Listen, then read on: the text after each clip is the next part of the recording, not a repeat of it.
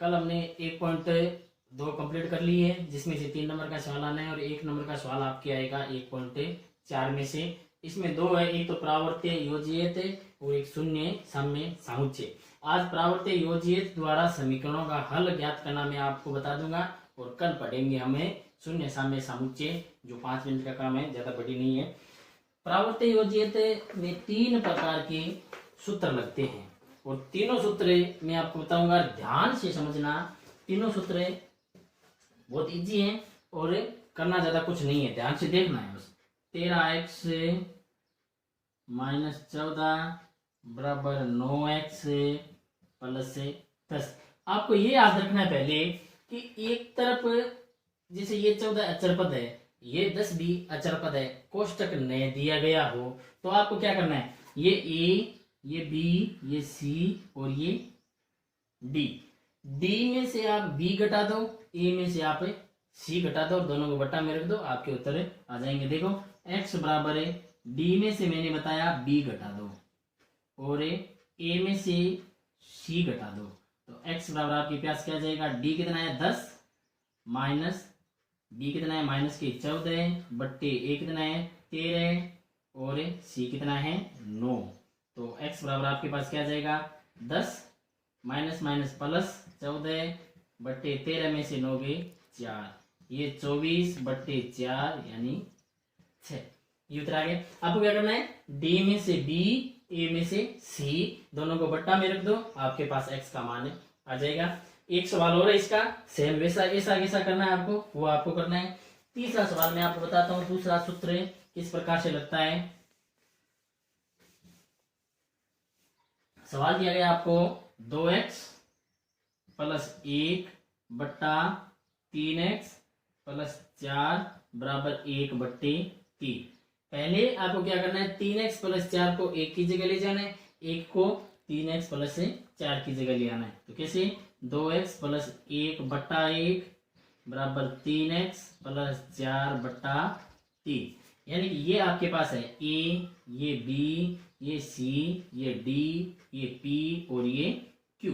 आपको क्या करना है, पी को पहले डी से गुणा कर दो, बी को क्यू से गुणा कर दो। कैसे, x बराबर पी को डी से, क्यू को बी से, बट्टा में। अब पहले आपने ऐसा किया तो अब ऐसा करो, ए को क्यू से करो, पी को सी से करो, तो ये आ गया ए क्यू माइनस सी पी। मान रख दो, मान रखते उत्तर आ जाएगा। पी कितना है 1 है, डी कितना है 4 है, माइनस डी कितना है 1 है, क्यू कितना है 3 है, बट्टा ए कितना है 2 है, क्यू 3 माइनस सी 3 और पी 1। गुणा करो, 4 को 1 से गुणा किया 4 आया, 3 को 1 से किया 3 आया, 3 2 6, 3 एकम 3, ये आ गया आपके पास 1 बट्टा 3। यानी कि ऐसे गुणा करना है, पी को डी से, बी को क्यू से, फिर ए को क्यू से और पी को सी से, आपके उत्तर आ जाएंगे। अब तीसरा देखो, तीसरा सूत्र कब लगेगा और आपको किस प्रकार लगाना है। x प्लस 7 x प्लस 9 बराबर x माइनस 8 और x माइनस 11। आपको याद रखना है कि अब देखो इसमें अचर पद जरूर है, लेकिन प्रत्येक के ऊपर कोष्टक दिए गए हैं, यानी कोष्टक लगाए गए, और कोष्टक लगाए गए तो सूत्र भी दूसरा ही लगेगा। आपको इसमें विशेष रूप से ध्यान रखना है। ए बी सी डी किस प्रकार डिवाइड करना है, पहले ये देख लो, ये ए, ये बी, ये सी, ये डी। आपको क्या करना है, इन दोनों को गुणा कर दो, इन दोनों को गुणा कर दो, इसमें से ये घटा दो, फिर इन दोनों को जोड़ दो और इन दोनों को घटा दो। कैसे, सी को डी से गुणा कर दो, ए को बी से कर दो, ए प्लस बी माइनस सी माइनस डी, यानी इन दोनों को घटा दो, इन दोनों को जोड़ दो।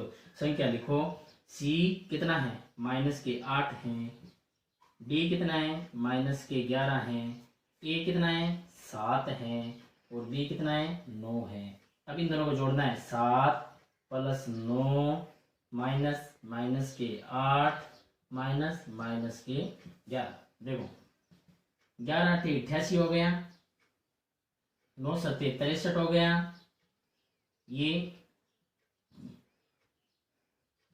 16 तो ये हो गया, ये माइनस माइनस है प्लस के 8 हो गया और ये प्लस के 11 हो गया। 63 88 में से घटाओगे तो आपके पास 25 आएगा और इन सबको जोड़ोगे तो आपके पास 35 आएगा। ये आ गया 5/7 यानी 5 के फड़े से ये कैंसिल हो गया। तो एक सवाल हो रहा है इसका सेम ऐसा कैसा, सी को डी से गुणा करना है, ए को बी से गुणा करना है, फिर ए और बी को जोड़ना है और सी और डी को घटाना है, आपके उत्तर आ जाएंगे। तीसरे प्रकार का सवाल ये है, चौथा देखो सवाल है जो आपके दूसरे सूत्र से होगा। सवाल दिया गया आपको 7वां 1/x minus 1 minus 2/x minus 1 बराबर 0। पहला काम आपका ये रहेगा कि इसको पक्षांतरित कर दो। पक्षांतरित करोगे 1/x माइनस 1 बराबर 2/x माइनस 1। फिर ऊपर वाली संख्या को नीचे लिख दो, नीचे वाली संख्या को ऊपर लिख दो। कैसे, x माइनस 1/1 और x माइनस 1/2 ये आपने लिख दिया। लिखने के बाद में चलिए इसमें प्लस का चिन्ह दिया गया, यहाँ पे प्लस प्लस और ये प्लस। अब आपका वही काम है, A B C D P Q, यानी सूत्र लिखा ही आपने किस प्रकार से, P को आपने D से गुणा किया, B को आपने Q से गुणा किया, A को Q से गुणा किया और P को C से गुणा किया। गुणा करते आपके उत्तर आए थे, जैसे तीसरा सवाल आपने देखा था। P को किया 1 इंटू -1 माइनस B कितना था 1 इंटू 2 बट्टा A कितना था 1 Q 2 माइनस P कितना है 1 और C भी कितना है 1 को 1 से किया -1 आया, ये माइनस के 2 आए, ये प्लस के 2 आए और ये माइनस का 1 आया, यानी माइनस के 2 माइनस का 1 माइनस का 3/1। ये आपके उत्तर हो गया। सेम ऐसा कैसा 8वां सवाल है, ये प्रावर्त योज्य द्वारा समीकरणों का हल करना। मैंने आपको बताया पहले जिसमें कोष्टक दिए गए सभी के ऊपर है, तब C को D से गुणा करो, A को B से गुणा करो, A और B को जोड़ दो और C और D को घटा दो, आपके उत्तर हो जाएगा। जिसमें एक तरफ x दिया गया, दोनों तरफ अचर पद दिए गए हैं, उसमें D में से B घटा दो, A में से C घटा दो, आपके उत्तर हो जाएंगे। और एक सूत्र है, ये आपको मैंने बताया था, ये परावर्त योज्य द्वारा समीकरण हल करना। अब सूत्र शून्य साम्य समुच्चय द्वारा समीकरणों का किस प्रकार हल किया जाता है, देखो सूत्र शून्य साम्य समुच्चय द्वारा। जैसे आपके 9वां सवाल दिया गया, उसमें अनुप्रयोग लगते हैं, मैं अनुप्रयोग आपको कुछ नहीं होगा, सीधा ही हल कर दूंगा। आप विशेष रूप से ध्यान रखना, अनुप्रयोग लिखना जरूर है इसमें आपको, लेकिन सवाल सीधा ही हो जाएगा। आपको दिया गया जैसे 2x plus 1 plus x plus 3 बराबर आपको दिया गया 5x प्लस 4। इसमें देखो दोनों तरफ शून्य साम्य समुच्चय द्वारा कर रही है, स्वतंत्र पद समान है। देखो दोनों तरफ स्वतंत्र पद समान है। स्वतंत्र पद समान कौन कौन से हो गए, जैसे 3 और 1 4 और ये 4 4 4 कैसे हो गया था, इसका मान अपने आप 0 आ गया, तो इसलिए x बराबर क्या आ गया 0। ये आपका सवाल हो गया। इसी प्रकार से 10वां सवाल आपको जो दिया गया है, 10वां क्या दिया गया है, a of x minus 1 plus b of x minus 1 c of x minus 1 और d ऑफ x माइनस 1। अब इसमें स्वतंत्र पद तो दिए नहीं गए, a b c d ये संख्या दे दी गई आपको, लेकिन उसमें उभयनिष्ठ पद समान है, x minus 1 x minus 1 x minus 1 x minus 1। आप लिखोगे दोनों तरफ उभयनिष्ठ पद x माइनस 1 समान है, तो इसलिए आप क्या लिखोगे x माइनस 1 बराबर 0 तो x बराबर आपके पास आ गया 1। आगे समझ में। अब देखो 11वां सवाल है। 11वें सवाल में स्वतंत्र पद समान है। जैसे 9 को 1 से गुणा करोगे 9 आएगा, 3 को 3 से गुणा करोगे 9 आएगा, तो x बराबर अपने आप ही 0 आ गया। 12वां सवाल आपको जो दिया गया है उसमें 2 और 3 5 और 4 और 1 5, यानी दोनों तरफ हरों का योग समान है, तो इसमें भी 0 आ जाएगा। 13वां सवाल में आपको बता देता हूं।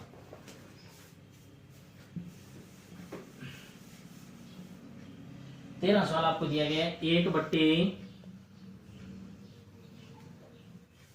+ 4 + 1/x - 6।